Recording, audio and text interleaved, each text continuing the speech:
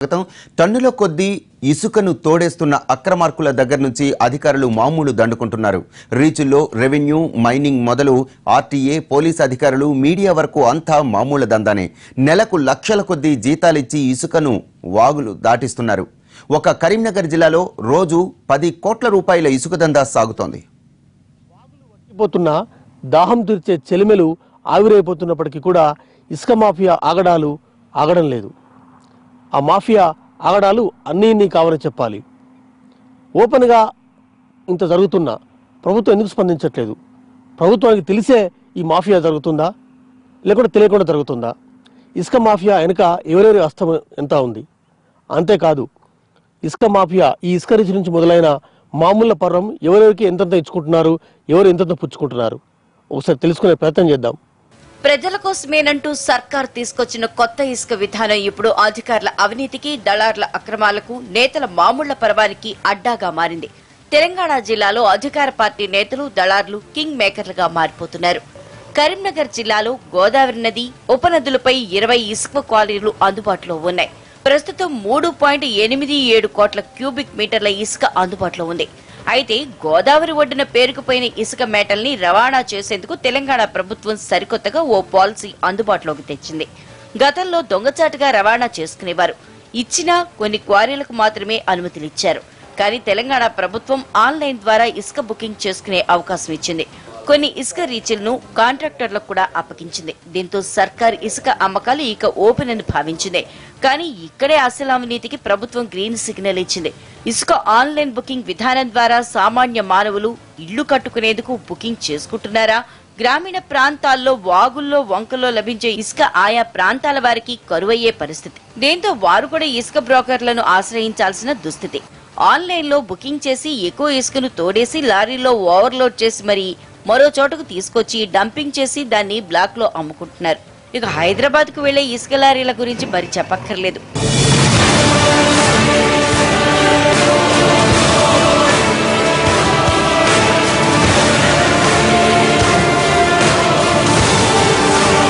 భారీ లారీలతో ఇసుకను హైదరాబాద్ కు తరలిస్తున్నారు. ఒకే రంగులున్నవి, ఒకే నెంబర్లున్నవి, ఒకే వేబిల్లుతో 100 ట్రిప్పులు నడిచే లారీలు ఎన్నో. అంతేకాకుండా నిర్ణీత లోడుతో వెళ్లాల్సిన లారీలు అన్ని నిబంధనలు పట్టించుకుంటే ఒట్టు. వీటిని చూడాల్సిన అధికారులు మామూళ్ల మత్తులోనే జోగుతున్నారనేది ఓపెన్ సీక్రెట్. ఇక మరో రకం దళారులు ప్రభుత్వం నిర్మించే డబుల్ బెడ్రూమ్ ఇళ్ల పేరు, కాళేశ్వరం ఎత్తిపోతల పేరు, రోడ్ల పేరు చెప్తూ వేల లారీల ఇసుకను అమ్ముకుంటున్నారు. దీంతో గ్రామీణ ప్రాంతాల్లో ఇసుకాసురుల ఆగడాలు చూసి సామాన్య జనం సర్కారు పెద్దల తీరుపై ఆగ్రహంతో రగిలిపోతున్నారు. ఒక్కసారి ఈ ఇసుక రీచుల్ని చూడండి. ఒక్క దాంట్లో 100 కోట్ల జేబీసీల్ని దించి పగలు రాత్రి తేడా లేకుండా తోడేస్తున్నారు. వాస్తవానికి గోదావరిలో భారీ యంత్రాల సహాయంతో ఇసుకను తోడుకోకూడదు. భూగర్భం నుండి బలవంతంగా తోడేస్తున్న ఈ దృశ్యాల్ని చూస్తే ఎవరికైనా అయ్యో అనిపించక మానదు. గోదావరిలో ఇసుక మేటలు వేస్తే అక్కడక్కడ మేటలు వేస్తాయి. ఎక్కడైతే మేటలు వేస్తున్నారో అక్కడ ఇసుకాసురులు పెద్ద పెద్ద భారీ యంత్రాలు తీసుకొచ్చి ఇసుకను తోడేస్తున్నారు. ఒకే గోదావరిలో అంటే కరీంనగర్ జిల్లా కొడిముంజ ఇసుక క్వారీలో కొన్ని వేల కొద్దీ జేసీబీలు ఇక్కడ పుట్టుకొచ్చాయి. 10ల సంఖ్య, 100ల సంఖ్య దాటి వేల సంఖ్యలు కూడా దాటే జేసీబీలు ఉన్నాయంటే ఇసుకను ఏ స్థాయిలో ఇక్కడ తోడేస్తున్నారో మనం ప్రత్యక్షంగా చూడవచ్చు. ఇప్పుడు కరీంనగర్ జిల్లాలోని మహదేవ్పూర్, కాటారం క్వారీలో కోడిముంజ ఇసుక రీచ్ లో భారీ యంత్రాల సాయంతో ఇసుకను తవ్వేస్తుంటే ముందు గడ్డు పరిస్థితులు గుర్తుకొస్తాయంటున్నారు స్థానికులు. దొంగ లారీల ద్వారా దాదాపుగా మాకున్న సమాచారం మేరకు 3000 కోట్ల రూపాయలు ఈ ఇసుక నుంచి ప్రభుత్వ ఖజానాకు వచ్చింది. ఇంత ఇసుకను తీసుకుపోతున్న సందర్భంలో 42 మంది ఈ రోడ్డు పైన యాక్సిడెంట్ల ద్వారా ప్రాణాలు కోల్పోయినటువంటి పరిస్థితి కనిపిస్తూ ఉంది. ముఖ్యంగా ప్రభుత్వం ఏది చేసినా ప్రజలకు ఉపయోగపడాలి. కానీ ఈ ప్రభుత్వం చేస్తున్నటువంటి విధానం మూలంగా భూగర్భ జలాలు అడిగంటిపోయి రైతాంగానికి తీవ్రమైనటువంటి ఇబ్బంది కలుగుతూ ఉంది. అదేవిధంగా వేల కోట్ల రూపాయల ఆదాయం వస్తున్నప్పటికీ కూడా 42 మంది చనిపోతే కూడా కనీసం ఈ యొక్క కుటుంబాలను పరామర్శించడం లేదు. ఈ కుటుంబాలకు సంబంధించిన పరిహారం కూడా ఇవ్వలేదు. అదే మానేరు వాగులో పట్టణ వాసులకు ఇసుక అవసరం ఉంటే వే బిల్లులు, ఇతరత్ర బిల్లులు కావాలని అధికారులు 1.25 లక్ష కొరవీలు పెడతా ఉన్నారు. అదే హైదరాబాద్ లోని ఇసుక మాఫియాకి ఎటువంటి వే బిల్లులు లేకుండానే వేలాది వందలాది ఇసుక లారీల నుండి ఇసుకను తరలిస్తున్న పరిస్థితి కనబడుతోంది.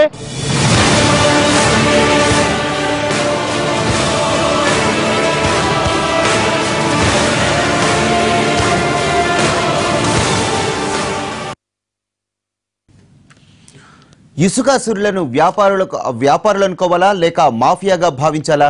ఖచ్చితంగా మాఫియానే అంటారు స్థానికులు. బలవంతంగా ఇసుక తోడేసి రాత్రికి రాత్రే ఊరు దాటించడం ఒక ఎత్తైతే, అడ్డొస్తే ఇసుక లారీలు ఎక్కించి తొక్కించడం మరో వంతు. ఇంతకీ ఈ మాఫియా వెనుక ఉన్నదెవరు? ఏ అండతో ఇసుక మాఫియా రాష్ట్ర రాజధాని కేంద్రంగా పావులు కదుపుతోంది? ఇసుకను రవాణా చేసేది మామూలు వ్యాపారులే అయితే పర్వాలేదు, కానీ ఓ మాఫియాలా ఏర్పడి సహజ వనరులైన ఇసుకను ఎల్లలు దాటిస్తున్నారు. ఓవర్లోడ్తో లారీలు వెళ్లడం వల్ల రోడ్లు పూర్తిగా దెబ్బతింటున్నాయి.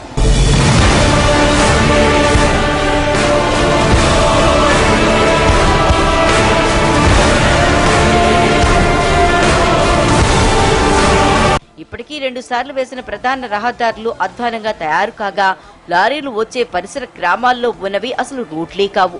ఆ గుంతల్లో కూడా ఓవర్ స్పీడ్ తో వచ్చి చాలా మంది ప్రాణాలు కోల్పోయారు. 4 ఏళ్లలో 57 మంది చనిపోయినా ఒక్కరికి పరిహారం ఇవ్వలేదు సరికదా, కనీసం ఫిర్యాదు చేస్తే పోలీసులు కేసులు కూడా కట్టలేదు. బాధితుల సంఖ్య ఇంకా పెరుగుతూనే ఉంది. రోజు ఇసుక లారీలు తమ ప్రాణాలు తీస్తున్నాయని జనం మొత్తుకుంటున్నా అధికారులలో చలనం లేదు. పిల్లలు స్కూల్కి ఏ పిల్లలు ఉన్నారు, రోడ్డు క్రాస్ చేయాలంటే కూడా ఇబ్బంది బాగా అవుతుంది. 10-15 నిమిషాలు వెయిట్ చేయవలసి వస్తుంది. ఆ లారీలు బాగా సీరియల్గా ఒకటేసారి వస్తున్నాయి. అవి పోవాలంటే ఒక 10 నిమిషాలు టైం పడుతుంది మాకు రోడ్డు క్రాస్ చేయడానికి. ఇసుక లారీలు వెళ్లే గ్రామాల ప్రజలు ఇళ్లకు తాళాలు వేసుకుని పంట పొలాల వద్దే ఉండాల్సిన పరిస్థితి. రేయింబవళ్లు ఇసుక లారీల హారన్ మోతలతో పాటు కాలుష్యాన్ని భరించలేకపోతున్నామంటున్నారు. చిన్నపిల్లల్ని ఇళ్లలో ఉంచే పరిస్థితి లేదట. ఇసుక లారీలు రోజు దాదాపు ఒక 1000 లారీల దాకా నడవడం వల్ల మా పిల్లలు రోడ్డు దాటడానికి, మేము రోడ్డు దాటడానికి ఎంతో ఇబ్బందికరంగా ఉన్నది. ఇప్పుడు మేము ఏ పరిస్థితుల్లో కొంచెం వెనుక ముందు అయితే చంపుకొని వెళ్ళిపోయే పరిస్థితులున్నాయి. లారీలు ఘోరంగా నడుస్తున్నాయి. దుమ్ముతో ధూళితో మా పిల్లలు అతి ఘోరంగా జబ్బుల పాలై ఇబ్బందులతో ఎదుర్కొంటున్నాం. ఇది ఇసుక మాఫియా లారీలను దయచేసి ప్రభుత్వం ఆపాలే. ఇసుక లారీల రవాణా విషయంలో నేరేళ్ల ఘటన రాష్ట్రంలో అధికార పార్టీని ఓ కుదిపేసింది. ఇసుక లారీల్ని అడ్డుకున్నందుకు సిరిసిల్ల పోలీసుల 3rd డిగ్రీకి ఓ దళిత యువకుడు చనిపోగా, మరో 5 బాధితులు సంసారాలకు దూరంగా ఉంటున్నారు. ఇప్పటికీ నేరేళ్ల బాధితుల్ని కదిలిస్తే కన్నీళ్లే.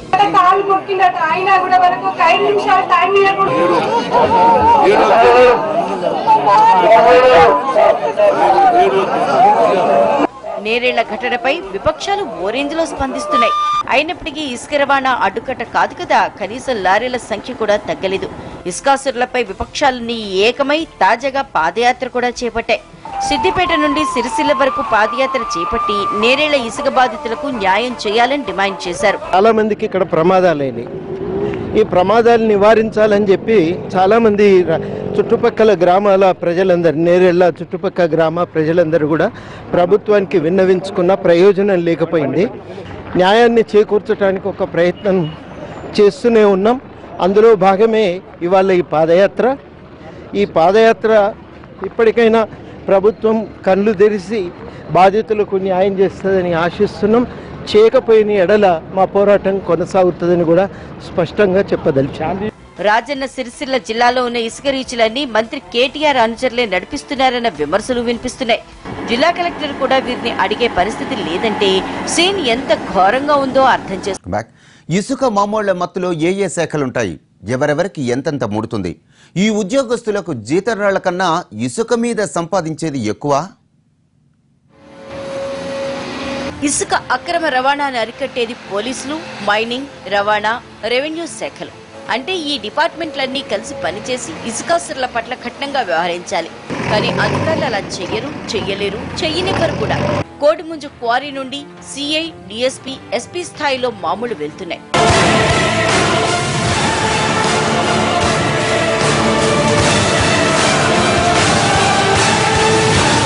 ఓవర్లోడ్తో వెళ్తే లారీలను పట్టుకునే ఆర్టీఏ అధికారులైతే లారీకి ఇంతని నెలవారీగా మామూలు తీసుకుంటున్నారనేది పచ్చి నిజం. మైనింగ్ శాఖ, రెవెన్యూ శాఖలకు కూడా నెలవారీ మామూళ్లే. అంటే ఒక్కో ఇసుక రీచ్ నుంచి స్థాయిని బట్టి అధికారులకు లక్షల్లో లంచాలు వెళ్తాయి. కరీంనగర్ కమిషనరేట్ లో ఉన్న 2 ఇసుక రీచ్ల దగ్గరే పరిస్థితి ఇలా ఉంటే మిగతా చోట్ల సీన్ ఎలా ఉంటుందో అర్థం చేసుకోవచ్చు. మహదేవ్పూర్, కాటారం నుండి మామూళ్లను ఆర్టీఏ, పోలీసులే దండుకుంటున్నారు. ఇసుక మాఫియాపై అధికారులు నోరు విప్పరు. ఒకవేళ విప్పినా దాడులు చేస్తున్న నిబంధనల ప్రకారం అంటూ శ్రీరంగ నీతులు వల్లిస్తుంటారు. ఓవర్లోడ్ ఏదో దాన్ని ఆ వెహికల్ ఆపి దాన్ని చెక్ చేసి పేపర్స్ అవన్నీ చూసి ఎంత ఓవర్లోడ్ ఉన్నదో ఫైన్ వేయడం జరిగింది. అది మాకే కాకుండా మళ్ళీ దాని మైన్స్కి కూడా ఏదైతే పర్మిట్ ఉందో అది ఒరిజినల్ కాదా, అది వాళ్ళు ఇష్యూ చేసిందో కాదో చెప్పడానికి కూడా మేము మళ్ళీ పంపించి రీచెక్ చేయిస్తున్నాము. అయితే తప్పకుండా ఓవర్లోడ్ మాత్రం ఎట్టి పరిస్థితుల్లో లేదు. ఇంకా ఇంతకుముందు ఓవర్లోడ్ కేసులు దాదాపు 420 కేసులు గత సంవత్సరంలో మేము రాసినాము. స్పెషల్ టీమ్స్ కూడా ఐడెంటిఫై చేసి డంప్స్ కూడా సీజ్ చేసుకోవడం జరిగింది. అయితే మేము ఇటీవల అక్వైర్ చేసినటువంటి డ్రోన్ కెమెరాను ఉపయోగించి మొట్టమొదటిసారిగా మానేరు తీరంలో ఉన్నటువంటి విలేజెస్, పర్టికులర్గా ఎలగందల్, కాజీపూర్, ఈ 2 గ్రామాల్లో ఇసుక అక్రమ రవాణా చాలా ఎక్కువ ఉంటుంది. ఈ 2 గ్రామాలను టార్గెట్ చేసుకొని ఆ ఏరియాలో ఉన్నటువంటి ఇసుక డంప్లను ఐడెంటిఫై చేయడానికి మొట్టమొదటిసారిగా ఈరోజు డ్రోన్ కెమెరాను ఉపయోగించినాము. ఈ డ్రోన్ కెమెరా ద్వారా ఈ పొలాల్లో ఉన్నటువంటి కొన్ని చోట్ల ఒక 6-7 ప్లేసెస్లో ఇసుకను తీసుకొచ్చి అక్కడ డంపు పెట్టడం జరిగింది. ఈ విధంగా మరి ఇసుక అక్రమ రవాణాను అరికట్టడానికి మా వంతు మేము తప్పనిసరిగా ప్రయత్నం చేస్తున్నాం. ఇసుక మాఫియా ఎంతకైనా బరితెగిస్తుందని, దీనికి ఆధారం ఉండదనేది స్థానికులు చెప్పే మాట. గోదావరి తల్లి గర్భం నుంచి తీస్తున్న ఇసుక అది. నిజంగా ఒక పక్క నీరు వస్తూనే మరొక పక్క నీటిలోంచి తోడేస్తున్న ఇసుక అది. అంటే గోదావరి తల్లిని ఎలా తోడేస్తున్నారో మనం ప్రత్యక్షంగా చూడవచ్చు. ఇలాంటి వాటికి అడ్డుకట్టలేదా? ప్రభుత్వాలు ఏం చేయలేవా? ప్రభుత్వం కళ్ళ ముందే ఇంత ఓపెన్గా జరుగుతున్నప్పటికీ కూడా ఎందుకు ఏం చేయలేకపోతుంది? ఈ మామూలు పర్వాన్ని ఎందుకు అడ్డుకట్టగా వేయలేకపోతుంది? ఇవి ప్రభుత్వం సమాధానం చెప్పాల్సిన అవసరం ఎంతైనా ఉంది. కెమెరా పర్సన్ కవికుమార్తో వెంకట్, ఎన్టీవీ, కరీంనగర్.